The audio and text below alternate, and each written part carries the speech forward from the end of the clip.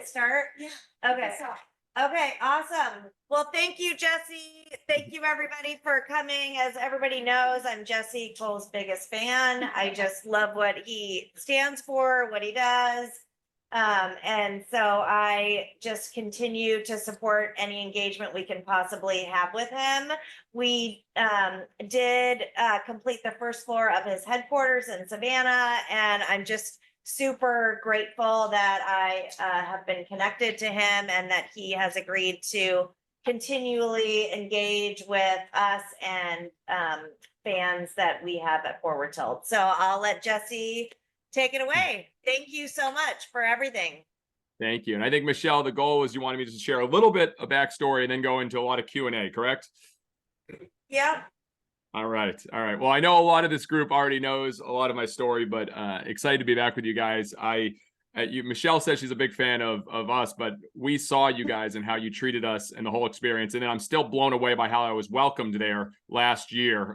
The most banana over the top welcoming ever. So I still talk to our staff about who you guys are and what you're about and how you have fun and think differently. But I think to give a little background that's a little different, for us, everything that's happened has been because of constraints. And I believe constraints foster creativity. And when you think about how we started, we had every single type of constraint possible. You know, we were in $1.8 million in debt, which is not a good way to start a business. My wife and I had literally no dollars left. And we just started with this kind of dream to make baseball fun. We had no resources. We had a president that was 24 years old, 3 interns that were 22 years old, and it was me and Emily. And we just had a vision that, hey, we had to do things different. And I think with any type of company, the question to ask themselves is what makes you different? And we knew that with the constraints we had, we didn't have resources like any other team. We started as a college summer baseball team, which is the lowest level of baseball there is. I mean, there's Major League and AAA and AA. We were down here at the bottom, that we had to figure out what would make us different. And what I applaud you guys and respect you guys and admire you is your hunger to learn and grow and be different. I think so many people try to just learn what their competitors are doing and following what other people in their industry is doing. Oh, they're doing this. Let's try to do it a little better. Or they're trying to do this. Let's do it a little better. What helped us was the constraints that we couldn't just follow what other minor league teams were doing because often they weren't making money and they were struggling and they weren't creating fans. So we searched outside of our industry to try to learn. And as I've shared publicly many times, Walt Disney's been my biggest inspiration, and then P.T. Barnum. And then from there, you know, studying Apple and studying Amazon and studying Grateful Dead and Cirque du Soleil and WWE. And we go deep on that. And so I've spent, I mean, this isn't ready, but like, this is just my back of my office right here. And it's all categorized of books with different areas, like literally all Amazon books, every single book on Amazon, every single book on Apple, every single book on Disney. And because we had to find a way to differentiate ourselves by using what other people have done in different industries. And the fact that you guys are still trying to talk to a yellow guy, a crazy guy in a yellow tuxedo that's in the baseball and entertainment industry, which is completely different than your industry, shows that how you are trying to think differently and separate yourselves. And I think that's the biggest key. We learned very quickly that we cannot make it about dollars, revenues, or profit. Our Banana Land episode, season 2 is running right now. And, you know, they showed a behind the scenes video of us talking to our team. And I said, I could care less about being $1 billion brand. I want to create 1 billion fans. And how are we going to create 1 billion fans? And I shared in there how we turned down $1 million ticket offer from a broker that wanted to buy them at 2 times face value, 250 tickets per game. And it was $500,000 profit, right like that. No brainer, no big deal. We said no because we weren't driven by the revenues. We're driven by creating fans. And so that question, what does it take to create a fan instead of chase customers, has guided us and has guided us to think differently, even when we have constraints of no money, of huge debt, of literally we were in a league for 6 years where the league told us we got fined. I'll share a quick story. Literally, we got fined all the time from the league. So they would send us fines. So one time they said a team complained and said, they're playing music during the game. That's disrupting us. And they said they gave us a fine for $100. And there were 5 games left in the season. So I sent a check or a bill. I sent $600 in the mail to them. And I said, this is for the next 5 times you catch us.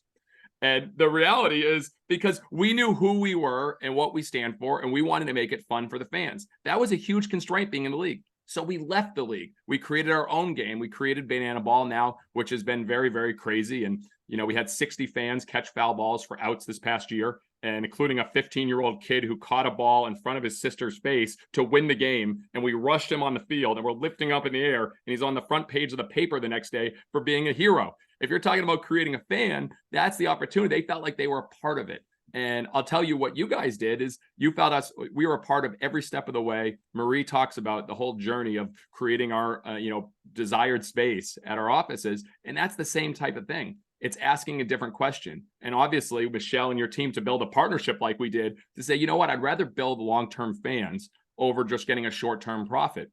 And that has really been what's guided us. So, the story now is we went from, again, I started our first team. There was $268 in the bank account. And for 3 months, I couldn't pay myself as a 23-year-old. It was tough. And, I had an apartment that was $300 a month. So I was able to get by from money I made previously in the summer. Huge constraint, had to learn from outside to try new things. Then when we started Savannah, immediately went into debt, sold 2 tickets and $1.8 million in debt, had to sell our house, had no other way to get out other than to create fans. And what most people would do is they'd start selling. We need revenue. We said, what can we do to get by, but create fans and get them to experience what our game was? Once they experience it, we believe we'll create those fans that will spread the word of mouth marketing. And so now today, still, we spend $0 on marketing, but we invest everything in the experience and we think big. And I don't know if any of you guys saw, we had a World Tour draft announcement last week or 2 weeks ago. And we said, let's make an NFL draft live announcement and not just do a schedule release like everyone else. Most people in the industry, it's like, all right, how are we going to announce this new campaign or this new furniture that I have or this new partnership we have? Instead of just announcing it with a press release and picture, we said, let's think over the top. Let's go big. Let's think of the NFL draft and have 3,000 people come, huge stage, big announcements. And actually, it was a schedule release. But what happened is 200,000 people watched it online. And over in the next 48 hours, 1.4 million people joined our list because of creating an attention. 1.4 million people to now get tickets. And now going to major league stadiums and everything else, we tried to think differently. And so I often challenge, so that was an event I'll give you the inside, that was an event that normally would cost a lot of money. So an event that if you look at a cost thing, like, hey, we're going to hold a huge event, it's going to cost a lot of money. That event ended up, because we made it even special for our fans. We had fans fly in from 37 states. That event brought in itself, just the event, not including tickets, a couple $100,000. And we had fireworks show and people loved it. It turned an event that normally would be, this would cost money, into a revenue producing, but most importantly, a fan producing event. And I think that's how you can think differently. And I know as you've read the book, Whatever's Normal, do the exact opposite. That's how we start every single conversation. If this is how a normal team would do this, what would be the exact opposite? What would create fans and not create revenue? And now, I'm thinking, why don't we play at places that people never imagined before? Why don't we look at, Indianapolis Motor Speedway? Why don't we look at football stadiums? Why don't we look at Central Park? Why don't we look at all these places? Because you don't want to have a constraint of just a baseball field. We want to try to foster new creativity to create more fans and create bigger moments. And so that's kind of, I guess, a starting point to now where we are. And again, I shared all this with you about the 5 E's to creating raving fans and how to eliminate friction and entertain always and engage deeply and experiment constantly and empower action. That is all very much of what we do. But I think it's the embracing constraints, thinking differently, and always asking the question, will this create a fan? When you guys have a meeting, Amazon always had a seat open and they said, well, would our customer want that? Is that what's best for our customer? And now obviously look at what they've done. And that's part of their whole model and what we think of almost every single day. So Michelle, that's kind of a starting point, I guess, where we can go from ever. You guys already know the full story. And, again, obviously, all the things that have failed, like the Living Piñata, which we did again this year. That was a promotion that just never works. We've done a lot of promotions and things that don't work. And I can always get into those. But I think it's the vision. It's the idea of always creating fans and thinking long term that has really helped us get to where we are now from where we were starting with absolutely nothing. Awesome, thank you. Do we have questions already loaded in? Jesse, I threw a bunch of questions into that chat. We're able to... Or if people want to ask questions on the fly too, but we've got questions in the chat. Cool. I can do a chat one, then maybe an on the fly chat on the fly. We'll go back and forth, have some fun. I like that I like that mix. All right. In the chat, customer experience. This is a long question. Customer experience is obviously a key aspect of the Savannah Bananas, and regular innovations have become part of the show. How does the organization collect new ideas to enhance the customer experience? And once collected, how does the Savannah Bananas iteration process work? Good question. There was an assessment that our team did with Alan Fadden. He wrote the book Innovation on Demand. And he's where we got that idea of whatever's normal, do the exact opposite. And it's called a care assessment. And he realized that there are 4 types of people. And he actually did this assessment with Amazon back in the day. He was in the room with Jeff Bezos back in the late 90s.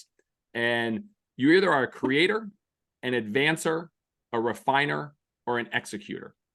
And what happens with most companies is that they actually have an idea and they may go and meet with the refiner first. And that's not actually, that could kill an idea right there. The key is to go to the advancer and the person that like loves moving things forward. The refiner is great after that next point to actually look at how do we make it a little better idea? How do we enhance, and then go back to the creator to fix it. And then the executor actually puts it through. So the question of how do we get ideas to make happen?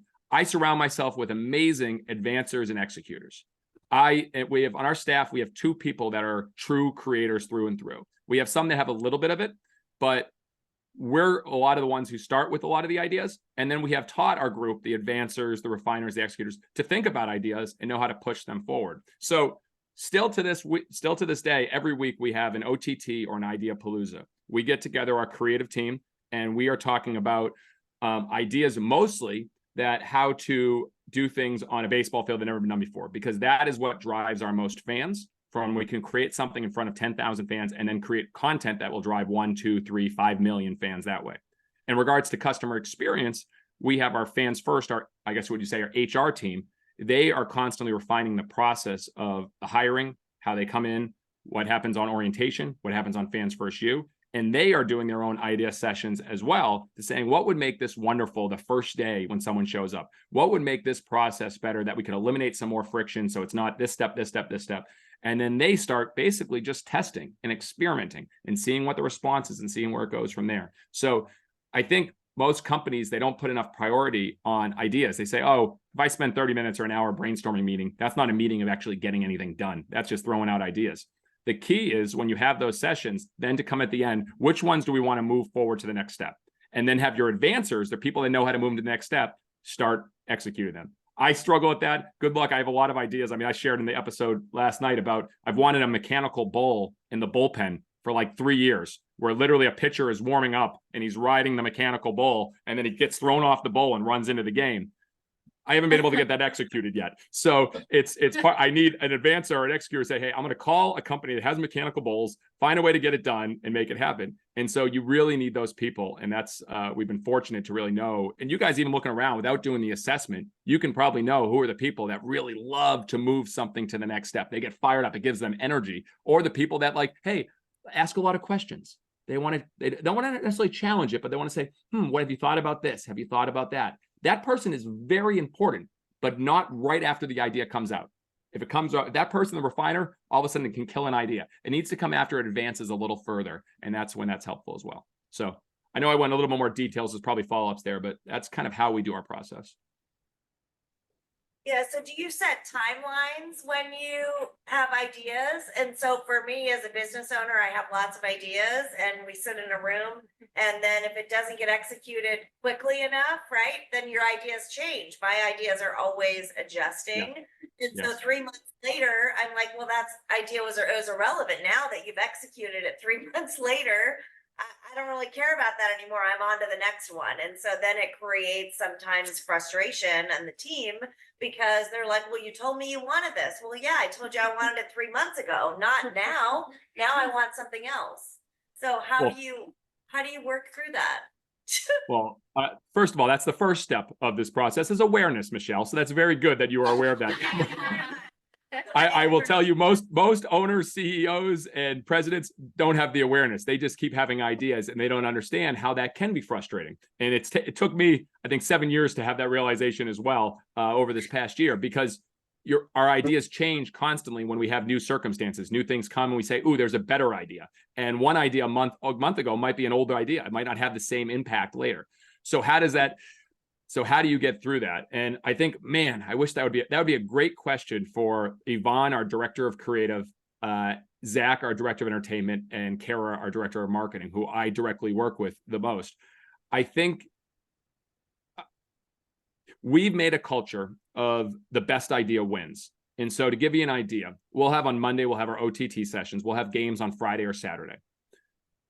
We get into our Monday session and all these things sound great. There's been like a ton of examples of things that they've wanted to do. And one I was really wrong on, like they wanted to do the Pixar lamp. Like we wanted one of our guys to actually have a big lamp shed and then like a lamp head. And then like, boop, boop. And everyone else had the P, the X, the A, and then he would kind of jump here and then just look at the camera or whatever. And I thought it was one of the silliest, like it didn't make sense at all. And I said, guys, we don't want to do it. And they said, well, can we at least just see it in rehearsal? And they did it in rehearsal, and we actually did it in front of, we have 100 VIPs, as you guys know, and they all laughed and took pictures. And I was like, all right, let's do it. I think the best idea won there. We saw the proof of it. So if you have a culture where, hey, the best idea wins, and say, hey, if we had, and my idea was here, but now it's a better idea here, it has to be a lot of ability to be flexible from a team, but also the ability to have to be able to tell you, you know what, Michelle, we're going to do this and we're going to try this. I love when people challenge me and say, you know what, Jesse, we want to do this. And I said, all right, prove it's going to work. And I get fired up when it works. And it's happened a few times where they say something, they want to do that. Let them prove it. And then that gives them the opportunity. When someone really wants to do something, Michelle, and maybe it's against what you would normally want to do, they're going to work their butts off and have that passion and excitement because they want it to work, because you have a culture of people wanting to do great things. So I try to build that where the best idea wins. And if someone really wants something, let's do it. And another thing from Amazon, one thing they teach is you have to be willing to disagree and commit. Disagree and commit. I have this weird idea. You guys know tummy time for kids. I have my 2-year-old's now well past that, but you know tummy time. I have this weird idea. Our party animals team, they love to take their shirts off. And I just picture this idea of all of a sudden like this techno big beat coming on. It's tummy time. And then the players kind of lifting up their shirts and then all the fans showing their tummies and like shaking their tummies. And like, to me, that's very, very funny. But our director of entertainment is so against it. And I was like, can we at least test it once? And he's like, all right, we're going to do our best, but I disagree. I think it's not going to work, but we'll disagree and we'll commit to it, at least to test, and then move from there. Disagree and commit, I think is what the worst is when you talk over things for 2 to 3 months and you're still battling an idea. You learn by doing. So you'd rather might as well just start doing, just try the idea, and you're going to find out from your customers or your people if it works or not. Yeah. Hope that helps. I don't know. We're still learning that. I understand where you're coming from. Yeah, I hear you. Is there a chat question? Yep, there's another chat. Okay. It's a fine line between product enhancing experience and shtick. Good word. You seem to thread the needle well. Curious to learn your point of view on approach to enhancing the user experience without diluting the product. Whoever asked that question, or whoever wrote that, can they give a little bit more what we're looking for there? Product enhancing between shtick, point of view, and enhancing the user experience without diluting the product. What does that mean? You know, That one was submitted beforehand, Yeah. so I'm not sure. Submitted before? I mean, This one, we'll wait for the response to come in. if that response comes in a little more, I'll come back to. I have an idea of where I could go with that, but I'm not sure. All right, the league is entertainment focused. Is there still competition between the teams? That's more of a me question, not really with you guys, but yes, I think the biggest fear of any company is to me, it's standing still or becoming irrelevant. And I look at, you look at Kodak and Sears, and I'll say it, even like the Globetrotters and some of these teams that were businesses so relevant. And then all of a sudden they just kept doing the same thing over and over again. That is my fear. And so what I realized is we can't just be a show. There has to be the competition, because even today, people love to see who's going to win. My 5-year-old literally will watch sports and he is obsessed because he wants to know who's going to win at all times. That's his number one goal. And so we actually are we built our 3rd team. We're going to be building a league. because we want to build that fun, but also have people really have that rooting interest that they're behind something. And so, again, that's based on a fear of irrelevancy, based on people getting bored with a product and not, reinventing. I don't ever want to not reinvent who we are or what we stand for. So, any there, or do you want me to do another one of the message? When you're building the league, new teams, Mhm. how does that work with just the banana team or the other two teams? Is the party animals and someone else going to play each other? Because the focus on the brand is Savannah Bananas. How does that work? Well, it's a good question. We're building Banana Ball. So again, I think I did a video the other day about, Taylor Swift. She was a country artist. Then she became a pop artist. Then she started doing folk. Then she started thinking monster with her concerts, and now she's putting it on movies. She has reinvented over and over and over again. And that's kept her unbelievably relevant, but also has built more fans than anyone in the world. So when I think about the Savannah Bananas, we're building the game of Banana Ball. What people don't realize is the party animals have more followers than every Major League Baseball team on TikTok. They're our second team. So our second team has almost 3 million followers. So if we build the party animal show, then we build our third team show. We look at it like Cirque du Soleil. If you guys go to a Cirque du Soleil show, you're going to see acrobatics. You're going to see, going through the air. You're going to see amazing physical feats. But each show, Cirque du Soleil, is different. So if you go to a Banana Ball game, you're going to see trick plays. You're going to see music and entertainment and dancing and crazy entrances and fun. But each team will have their own type of show. The Bananas are the greatest show in sports. The party animals are the greatest party in sports. The firefighters, we're now building a whole other brand with all American brand that kids are going to love. And we're building a show behind them. And they're all playing this game and competitiveness. So again, it's thinking bigger than just saying, hey, we're the one Savannah Bananas. Now it's how do you build something that really the game is the focal point and the fun of Banana Ball, which we believe is a great game. So reinventing and not just the bananas. Question, want we do another one on here? Yes. Sure. And in a downturn of economy or uncertain times, how do you keep your fans motivated? Well, I guess the biggest example would be, the first team I started was in 2008. And obviously we knew that was a tough time. And then obviously 2020 COVID. When you're driven by a clear vision, we had no fans coming to the games for months because of COVID. But everyone on our staff, from our PA announcer to our ticket sales people, we started doing cooking live with the Bananas, which was just Facebook Lives with our staff cooking. Very weird. We did music trivia. We did we literally had things online for our fans every single night. And we knew it wasn't bringing in revenue. And we knew we were bleeding there was no revenue coming in. But we didn't let anyone go. We said we have one job because our vision is clear. We are fans first. How do we still entertain always, which is who we are, what we stand for, no matter what? And that was, we rolled out every type of experiment on what we could do during COVID. So I think for us, how do you keep your fans motivated? If it's down, how do you say, you know what? Our role right now is not just to sell furniture. Our role is to, like I say always, the definition of entertain is to provide enjoyment. Our role is to continue to provide enjoyment and do things that are kind and lift people up, no matter what it is. And so we said that was going to be our job. And if you do that long enough, as soon as people knew we had games that we could play again, they came running. And we knew that would happen. We just hoped that it wasn't going to be years and years because we didn't know how we would have made that. So I think it's just really key when you stay true to who you are, what you stand for, that your job is to create fans and bring joy to others. Because if you bring joy to others, you're going to have more joy yourself. And that's kind of that's our ethos. That's who we are. And that's what we do. Will we ever see baseball on ice? I don't even know where to go with that, but I will never say never. But not in the immediate years, because I have no idea how that's going to work. Great question from the webinar chat. What else, you guys? Anything from here, the live crowd? What do you most look forward to for your next 2024 season? Well, it's part, I see a question. How do you plan to bring your experience from smaller stadiums to bigger stadiums? Example, Fenway.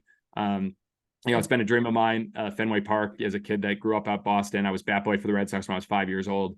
And I always had that dream of getting called by the Red Sox to get drafted. And always it was like the last round, like in the 47th round, the Red Sox draft Jesse Cole. But it never happened because of my arm injury. So when I look, the idea of, taking my dad on that field and just looking around and saying, look at what we did, Dad, and how that affected so many people. And to put a context in Fenway, we announced that game obviously 2 weeks ago in the World Tour draft.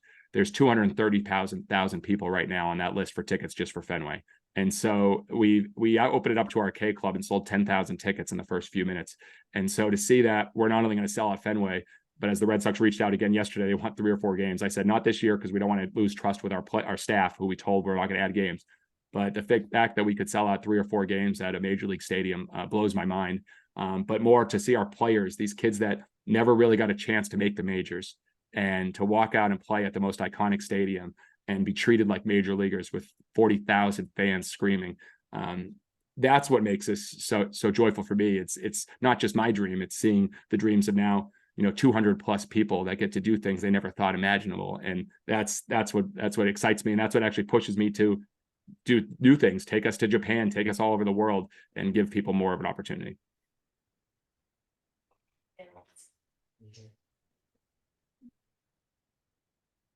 Other questions? There's a couple more in the chat.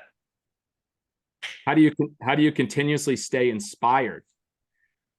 That's a good question. And I think about that often. Reading is a huge part in podcasts. I start every morning by making sure, it's like you talk about, I tell our kids, you got to eat your vegetables. You got to eat your vegetables. Well, like my vegetables is making sure I'm getting inspiration from outside. And again, listening while I'm running to an hour podcast of something that fascinates me from a business that I admire, or reading a book of someone I admire, and then writing. One of the biggest things, is the book called Write It Down, Make It Happen. And it's proven through study after study after study. If you write things down, your chance of actually making it happen with goals, but not only just writing down things that you're thinking about, things that you want to do in your life, things that excite you. And so I stay inspired by reading, listening to podcasts, writing every single morning about dreams, ideas, creative things, doing my 10 ideas every single morning. That keeps me inspired. And then being able to go into the office with an idea and watch our staff react after it and share their thoughts on it, that gets me very excited and keeps me pushing to the next day.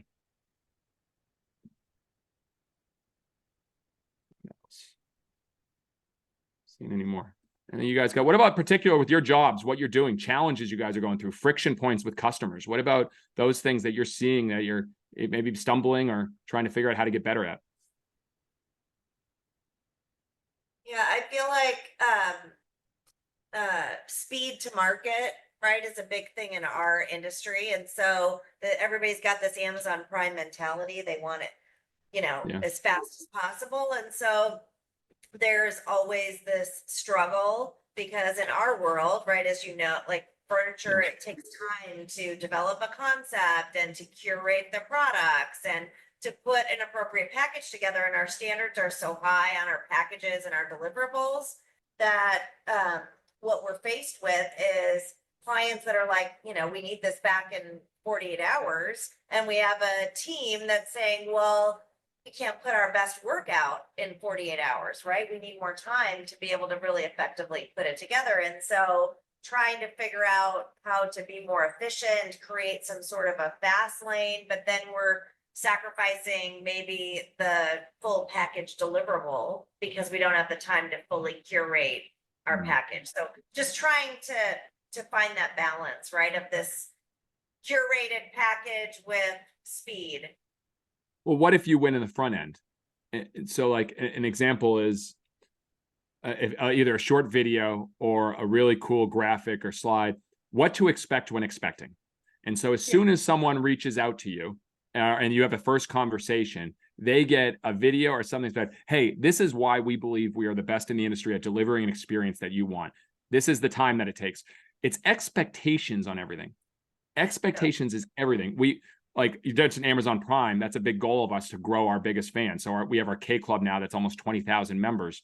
And they had expectations that weren't even close to what we were planning on delivering. And we had to really go this past week. I mean, they were expecting that they were going to have all their tickets available, even though we said it in a lot of emails. We weren't as clear as we could. We'll take the blame on that. And it was panic. And really, they are getting more than any other fan will ever get from us, times 10, personal, everything. But it wasn't as clear as we could have made it in the beginning of what the expectations are. And so I wonder if that's part of your process when they want, everything wants things fast. And you say, this is how we can make it fast. If we do this, but this is typically how you will get the best experience for your team, for your people, for your furniture, however you want to word that. These are the steps. And just say that to me, actually, I would, as a, a customer, I would gain respect. I was like, these guys really know what they're doing. They know how to deliver on expectations. And you know what? Sometimes if you're not the right fit, then that's what it is. I think we are very clear on a lot of fans that aren't the right fit for us. And we're okay to say goodbye to those. And so that's the thing. Like, this is how, if you guys know how to produce your best work that's best for your team and best for your customers, that should be the model that you work with. And now you can adjust a little bit to experiment, to potentially get better or try new things. But if that's it, I think a lot of that could help in the beginning, potentially. Yeah. Thank you. Jesse, I threw a couple more in there. Okay. You got the jokes. I like it. If you could do it all over again, what is one thing you would do differently? A different fruit? Yeah. Yes. We would not be the bananas now. No, we'll never. What would I do differently? The cliche answer, nothing. I've learned so much, but I think I would have experimented much earlier with a lot more things. I think the reality is, I think a lot of people, you should say yes to so many things in the beginning, and then you start saying no to almost everything. And I think when the beginning, we didn't experiment enough with our videos, enough with our players, enough with our content, enough with our show, enough with our promotions. Now we are obsessed, but I think we could have been so much further ahead if we learned faster. So, that's the biggest thing I look back on now. It's like, you learn by doing. And I believe that so much. And you have to try things and experience. And that's why I say, experience is very valuable, 100%. But what if you could times your experience by 10? So for instance, I'm 39 years old, and, I started at 23 years old. So I got a lot of experience early.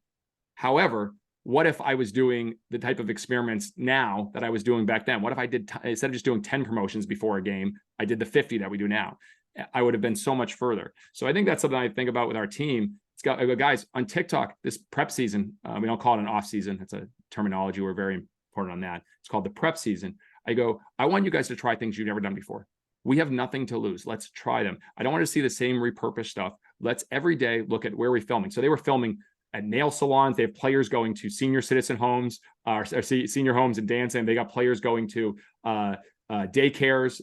They got players going to little kids dance studios. And so they're trying all these things that we've never done before, because we said, hey, what do we have to lose? And so if we did that before, one of those videos is going to really hit home and make a huge impact. We could have been so much further. So that's something I think about pretty regularly. New messages. Keep going. I feel like I'm just reading this off of. Is there any with you guys, or still all in the chat? You guys have? You don't need to be afraid. We got banana costumes, banana outfits. You guys we're friends here. Hey, Jesse, it's Kyle. I actually just put in some more questions into the chat, but I can read them to you. Other than your 10 ideas a day, what else do you do as a daily routine?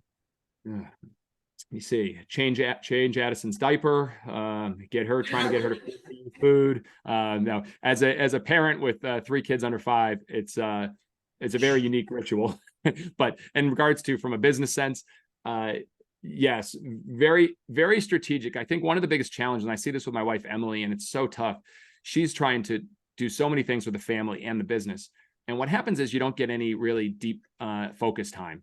And as soon as this is in your hand or in your pocket or whatever, you are getting distracted and you don't get that deep focus. So as far as my daily routine, I make sure that when I am with the kids before taking them to school, like before that, I already did some writing, I did some reading. So I had a block of clear thought time.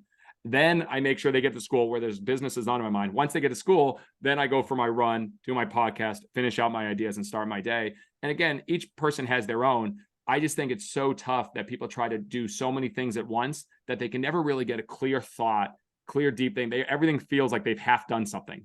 And I see it with my wife all the time. And it happens to me a lot as well. So that's really important. And then the gratitude is the most, whenever I'm in a down spot, ever, I literally look at a list of people that I've either met with or talked to recently or things, and I turn and I just send a video just like this and send it to them. Gratitude is something that I've written thank you letters every day for many years. Now I do probably 2 or 3 times the amount of videos because it can connect easier and seem almost more sincere, and it happens in real time. So that is something that myself and our team do. Whenever I go do something or someone helps out, or a great meeting, a great call, same thing for you guys. You have a great client meeting that they're fired up. Even instead of just sending a follow-up email, like the next day, like, hey, you were the best part of the day yesterday. I was so fired up. I love your energy. I love what you're trying to do with your office. I love what you're trying to do here. Like, just wanted to send you a video and thank you. Like, that connects in a different way. And so that's part of my ideas. And then at the end of the day, both with our kids and my wife, we always do rose, bud. And again, a rose is something great that happened during the day, and a bud is something you're looking forward to the next day or the next weekend or whenever. And our kids do it, which is really fun. And Emily and I do it before we go to bed. And I think it teaches us to see the good in every day. It teaches our kids to think about, what is their rose today? What's something, not the things that didn't go well, the things that made them upset, but what are the great things in the day? So before we go to sleep, we always share that, and hearing it from the kids is amazing, and surprises you almost every day. But then, and then me and Emily would do that before I go to bed as well. Awesome. So I know the Fort Tilt family knows this story, but I really just think you should reiterate it again for, anyone new joining us today. Why did you even start the Savannah Bananas, and what drove you to do it? Well, I was in the industry. So I was working for a team in Gastonia for 10 plus years. And I knew that I wanted to start something from scratch for my own. The team in Gastonia had been there previously before me. And so we saw an opportunity to have a bigger playground. And I think about that a lot. Walt Disney, they always blue sky projects. So whenever they start a new project, a new theme park, a new anything, they blue sky. So it's a complete open blue sky, anything. You're a clean slate of paper. And that's what Savannah felt like. Even though there was teams there for 90 years, that team had gone. It was a 1926 ballpark, but a bigger stadium with a lot of life. And we felt we could do something that was completely our own and with no red tape. And that's why literally we developed the all-inclusive model at Savannah. No other ballpark in the country or in the world that I know of, every single food item or all your basic food items are included for every single fan that comes in the ballpark. And so we were able to dream bigger with Savannah and say, if we were to create it for a fan the way we would want it, and with no sponsors, with no ticket fees, convenient fees, no service fees, with entertainment from as soon as you get out of your car to when you go out, what would that look like? Could we do that here? And we were able to dream. We were able to dream bigger, and proceeded to fail miserably because no one had experience. They didn't know what we were talking about. They didn't believe us. And then when we did all inclusive, the first night, people were waiting 2 to 3 hours to get food because we had no idea that we were going to go through 10,000 pieces of meat in an hour, which is ridiculous. And I'm still questioning how they ate that much food, but we learned so much in those first few days. And instead of giving up, we said, no, well, what is the perfect scenario? And I think we envisioned if we could create one team that would be so fun for people that didn't even love baseball games, that just wanted to go out and have fun with their family, with their friends, what would that look like? And that's why we started it with this dream to make baseball fun and make an entirely, completely fans first experience. Nice. Okay. So we do have a question here. It's going to get a little deep, but how do you overcome the fear of letting your fans down?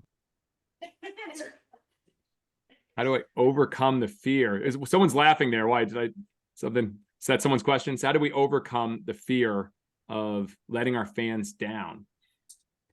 Actually, I asked that question. Okay. So thanks. Good question. It's hard to think about that because I don't put a lot of time in that. How do we overcome the fear of letting our fans? I think when you do things and they know your heart, who you are, and you stand for, we let our fans down every game, every single game. And the expectations now for our experience are at an all-time high.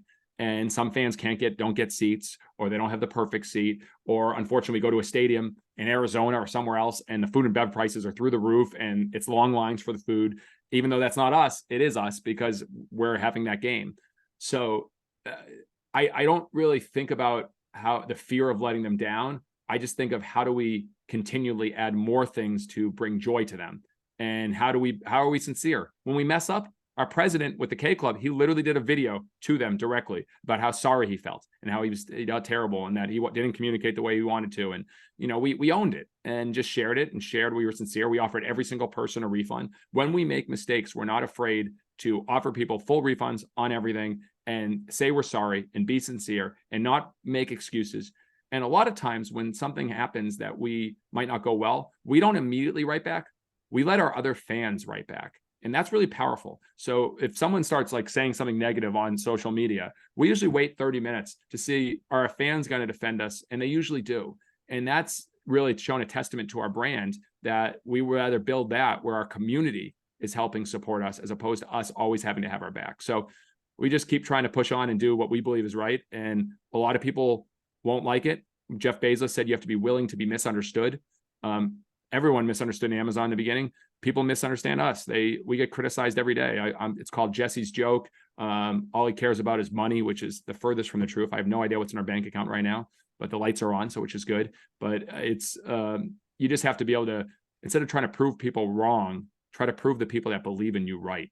And that's what I focus on is the fans that love us, like you guys, which we appreciate. I want to make you guys feel like we continue to do what's best for you as fans, as opposed to worry about the people that don't understand us or don't like us for who we are. Awesome. Hey, Jesse, question for you. If it all ended today, okay? That's a What really is- good start. Thank you for that. Bring me there. Yes. Quite welcome.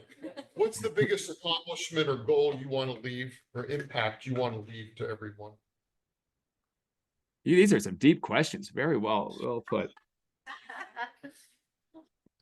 What I'm most proud of is that we built something that's so much bigger than just one person. It affects so many people. So I think what I'd want to leave is for all of our people on our team that if the company's gone, everyone internally to, I don't want to be cliche and say chase your dreams, but be able to do things that give you energy, to do things that you love. I hope that they have been able to see that we went all out and pursued something that we love, that we were passionate about.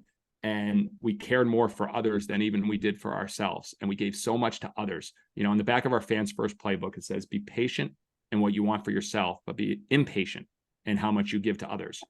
And I hope that everyone that joined our organization would have that mindset, because if they do, I believe they will have more success, but most importantly, more happiness and joy and purpose in everything they do from that point on.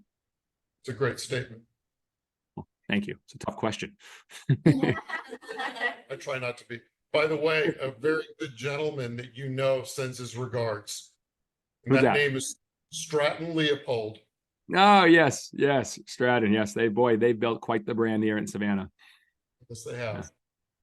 Great ice cream. Yeah, they're actually doing, and just to give you an idea about, he's another one giving without wanting anything in return. So we launched our nonprofit, Bananas Foster, and which we've been so proud of, and recognizing families. And we've had a single mom that had 200 foster kids in her home and has adopted like 7, and we recognize them in front of sold out crowds. We're very proud of that. But about Stratton, they reached out and just said, we want to make a special Bananas Foster ice cream, and we would want proceeds to go right to Bananas Foster. And Emily's like, what's the catch? He's like, no, we just believe in it. We believe in you guys. We want to do it.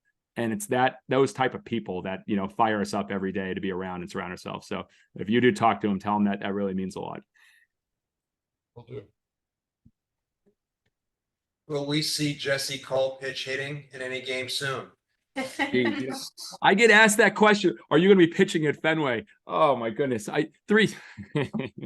I won't say never. If there's enough fans that want to see a guy who's washed up, who may not either strike out or not compete that well, if there's enough fans that want it, I'm sure I'd find a way to do it. But no, that would be there's a lot better people that could put on a much better show for the fans. I'll tell you that. I think it'd be fun. Yeah. Do it. Now you're going to start like this internal, get everybody going to get that happen. Yeah, maybe one day we'll see. I'm going to be focusing on those 35,000 fans at every moment, not just do I got to get warmed up and be able to throw the ball over the plate and get a guy out, but maybe one day we'll It's see. gonna be a magical moment. It's going to be fun. It's going to be fun. Yeah. I'm hoping to go on the cruise. That has been wild as well. And again, that's about just thinking bigger. That was just an idea that we said, hey, wouldn't it be fun? And, you know, for you guys, I think it's also, no matter what your position is, to create things that you love. And me and Emily, you know, we got the idea for all inclusive at our games from the cruise industry. And we said, you know, you get all your food covered and you get all the entertainment. What if we made that a baseball game? And so we started going on cruises, you know, before we had kids, and we loved it. And so we just had this idea, could we do this? And could we get fans that would want to do this? And we don't have it all mapped out. We have a lot of ideas. We have 200 cast members that are going on. We got plenty of contest games and all these things planned, but we have no idea how it's going to go. But we put it out there, and fortunately, it's going to sell out pretty soon. And, you know, we'll learn. And so I think that's something if any of you guys come or whatever, it's going to be something that's going to be quite the learning experience, but we believe it'll be a ton of fun, and we can't wait. And if you're excited for something, it's usually going to be a good product.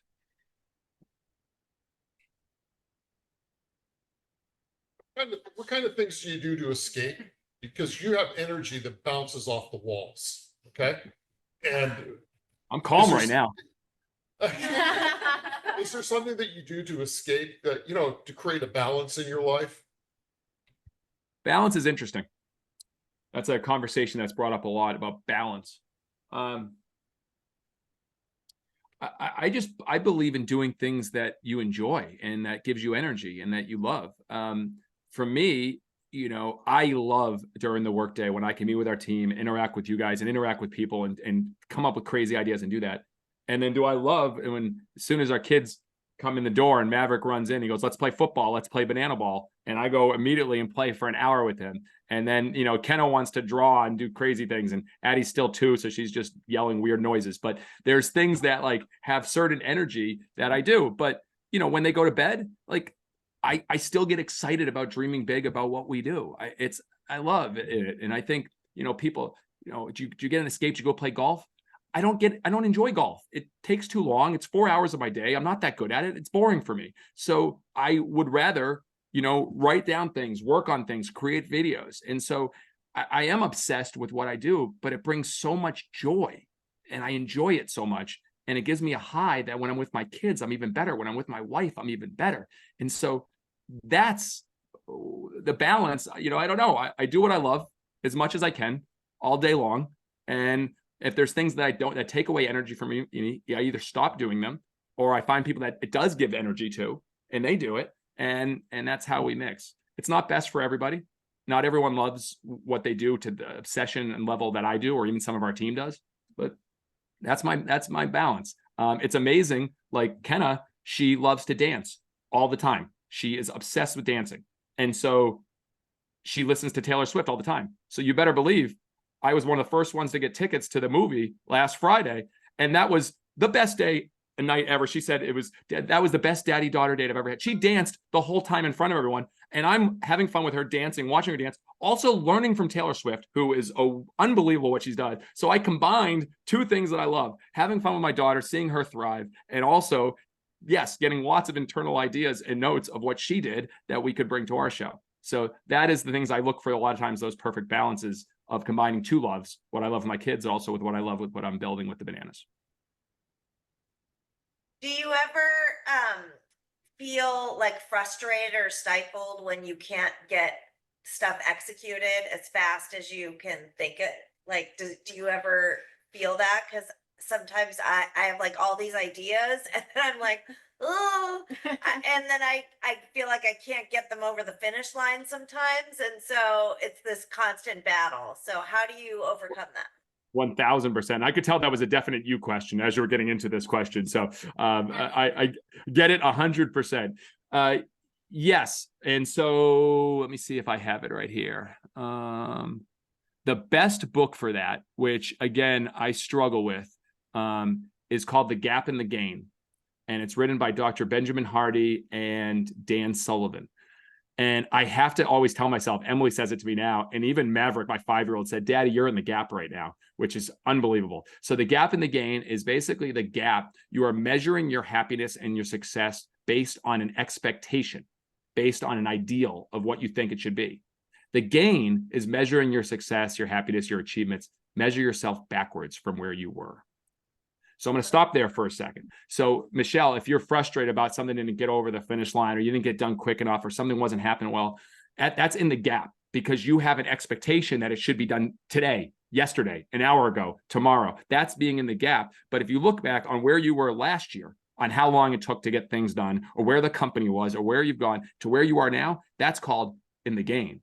And so what I have to do is I have to tell myself, get in the game, get in the game, get in the game, because I have an expectation of a perfection at our shows, at all this, and it's not there because I have to say, all right, shoot, last year we only did 15 promotions total. We're doing 115 now. Last year we played in front of 3,000 people. We're playing in front of 30,000 this year. And once I tell myself that, I say, hey, we're still making progress. We're still going. We're still showing up every single day. And when you tell yourself that, it makes it easier to handle that while still having a standard and not getting low on your standards, but understand you're still making progress and moving forward. So the gap in the game, I think, Michelle, would be a very, very good one for you. It's helped me tremendously. Yeah, I'll have to read that for sure. I think everybody would appreciate me to read. It's in the Amazon box. It'll be showing up in your in like 1 hour at your everyone in your company just bought it for you. It's no, but it's Michelle, I get where you're coming from, and I wasn't trying to single you out. I think we all get in that spot. We all, no matter what, like think about it as parents, you know, we make dinner for our kids and we expect our kids are going to love it. It's going to be a great night, and they don't like it. And it's like, what is happening? And immediately you're going in the gap because you had an expectation of how that night was going to go. We've planned movie nights for the last 2 weeks with the kids. We've never got done because it takes our kids forever to eat and to take baths and all that. It just doesn't happen. And so I just try to reverse and say, hey, look at where they've come in the last year, the last month, the last 2 months. But do you get frustrated at times when your staff can't execute fast enough at your level? Well, 100%. Yes. Yeah, of course. Or when things are, you know, I watch when things aren't filmed right, and, you know, or there's like, hey, they didn't notice that thing in the back corner. There's, you know, a hose or something that doesn't look good, or the lighting on there wasn't done right. Every detail, I very, very. Where do you draw the line? Because you're a perfectionist. Okay. And I'm going to say I'm a perfectionist, but where do you draw that line where you got to turn around and say, okay, you know what? They're not going to meet the expectation that you need to be at. So you got to keep moving through this process to get this thing done. The only thing I can say for that is it happens a lot early on when people join the organization. So when I have like a videographer is cutting a video, I will literally I'll have them send me 15 takes before it's out, and I will show up every single detail. I want the people on our staff to know a standard very early on. So like a lot of the videos that maybe you've seen recently that have gone out, they've been by people that just joined our organization. They were interns previously, but we went through every single clip, every single second, every single music, so they can learn that standard. And then the one question I always ask people is before they show me anything, I ask, are you proud of this? And so that simple question, are you proud of it, before showing, if they say that they are proud of it, then they know there's a very high standard, and then they can get coached on it because it wasn't at that standard. And so I really try to teach our team to be able to be coached very early in the beginning of what our standard is of excellence, perfection, the fan first, all of that. And then if they miss it repeatedly, then obviously that's a conversation that you know, needs to be put on notice on how are they going to improve and get out of that. But it's hard for me to answer that question, probably because I know when things go wrong, we debrief constantly. So after a game, me and our director of entertainment will do laps around a field, reviewing the promotions, the entertainment, what was an A1, what wouldn't work. And then my expectation is him tomorrow to fix it. And luckily 95% of the time he does. And so now we have a trust built with a few immediate people, not the entire team. The trust is built with me and our leadership, and they have a standard that they have to deploy that to the people that are just starting out. Awesome. I have a question. Sure. My desire to take lead and solve problems can sometimes be misinterpreted. How do you navigate through those situations and projects you're extremely passionate about when others don't have the same stance or energy towards it? Ooh, good question. Good question. And we're seeing that a little bit now. I don't want to ever say like the word turf wars, but you know, we have our merchandise department has grown so much, and then we have our creative department, and they often have to work together. So if we are having to develop a new catalog or new designs, the merch department often has a real passion. They want to do it, but our creative team, that's what their expertise is. And so you can sometimes have that someone really has that big desire to jump into it. And so your question is, how do you work through that? Ask me a little bit more specifically again. Yeah, just how do you work through those different personalities, different energies towards the subject at hand? Because sometimes you may be super passionate about getting something done or getting an answer, and the other person is like, I have bigger fish to fry. So it's like, just work through that in general. Yeah, so you may need help collaborating on something, and you really want, like, hey, you're trying to get something done because you want a deliverable, and that other person is working on some of the other things, and it's not as much of a priority or passion for that person. Is that kind of it? It's interpreted as being impatient. Oh, I get it. Yeah, I what's wish a I priority for her might not What's be a that? priority for somebody else. What's a priority for her might not be a priority for somebody else, but she's passionate about getting something done, right, Shante? Passionate about it. Yeah. So often, like I saw this happen today. So we're actually putting out a new cruise post, and it wasn't part of our creative teams thing. And so Emily called Kara, and instead of sending messages on Teams, I teach this a lot with our team. So often we just message things instead of actually talk to someone. And so if someone's get a message and you don't understand the tone, you don't understand the urgency, it could come off wrong. It's a written warrior sometimes. And so what often we do is Emily's like, I'll just send a message to Kara and see if, they have some bandwidth to do another graphic or create something. I said, call her, just call her. And then when she called her, and Emily goes, hey, I know you guys are working on a lot of things. Do you have any bandwidth? This is something that, we're looking to do, but do you have any? And Kara goes, well, yeah, actually, Anna Kate has she just finished this thing. She has some bandwidth. Well, what is it? And it set the tone that knows, hey, this is a priority, but someone on their team chose and selected Kara's the leader of the marketing team, shows who can work on it. And it started with a phone call. So now when messages get sent on Teams to communicate to each other, everyone's on the same page. It's not beforehand. So we really try to, our young staff, we have a very, very, very, very young staff. Everything's on Teams. I'll walk by one of our staff members and I see like 15 unanswered Teams messages. I'm like, they're 2 steps over there. Go talk to them. Like, I don't understand. Like, and so I think there's a value to having to just communicate one-on-one and say, hey, I'm really working on something. Is there a chance you or someone in your team could help with this? And that at least humanizes the request and maybe could help that collaborate a little better. Awesome. Well, I think it's it. If anybody else has any other questions, but we are so grateful for you and your time, and we're forever fans. So until the next time, I guess. Yes, you guys are the best. Thank you so much. Thank you guys. Appreciate you guys. You guys are the best. Thank you guys. Bye, Sam. Bye. Bye, Bye. guys. Thank you guys. We'll see you. Bye.